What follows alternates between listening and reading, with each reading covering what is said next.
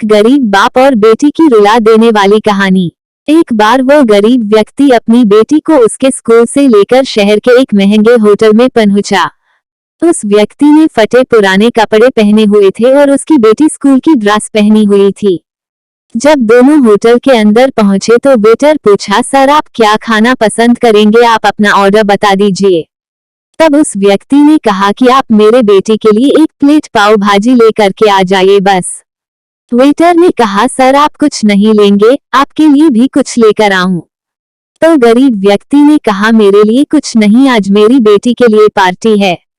मैंने इससे वादा किया था कि अगर तुम इस जिले में 10th क्लास में टॉप करोगी तो तुम्हें मैं सबसे महंगे होटल में पार्टी दूंगा, तो आप सिर्फ बच्चे के लिए पाव भाजी ले आइए।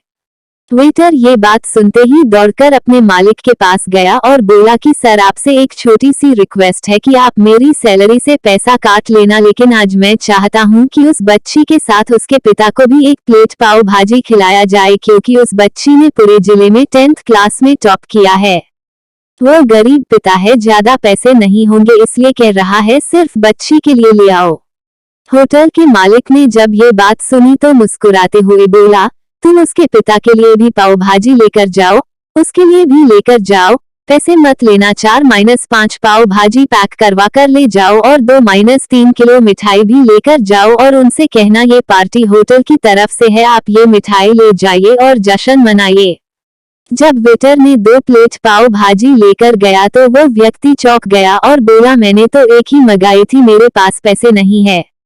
वेटर बोला, अरे सर शर्मिंदा मत कीजिए, ये पार्टी होटल की तरफ से है, आपकी बेटी, हमारी बेटी ने टॉप किया है, ये मिठाइयाँ लेकर जाइए और जश्न मनाइए। पिता और बेटी खुश हो गए और चले गए। कई साल बीत गए। उस गरीब पिता की लड़की अब यूपीएससी की तैयारी करके कलेक्टर बन चुकी थी और इत्तेफाक से उसी शहर में उसकी पोस्टिंग हुई थी। उस लड़की ने उस होटल में सूचना पहुंचा दी कि मैं उस होटल में लंच करने के लिए आ रही हूँ।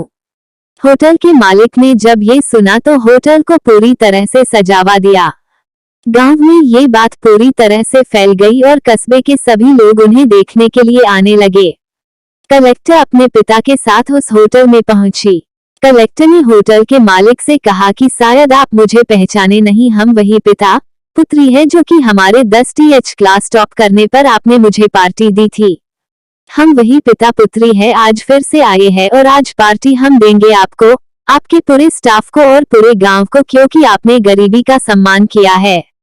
आपने उस दिन जो पार्टी दी थी, मुझे बताया कि मुझे कितनी और ऊंचाई तक पहुंचना है, कितनी और बड़ी मंजिल को छूना है। आपने एक नई प्रेरणा दी थी और आज मैं उसी प्रेरणा का एहसान चुकाने के लिए आई हूँ। वो मैडम ये सब कहते जा रही थी और आंखों से आंसू बहती जा रही थी।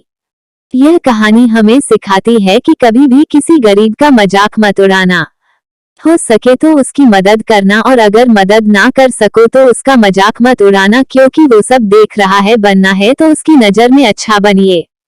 जहां भी रहिए कर दिखाइए कुछ ऐसा कि दुनिया करनी चाहे आपके जैसा।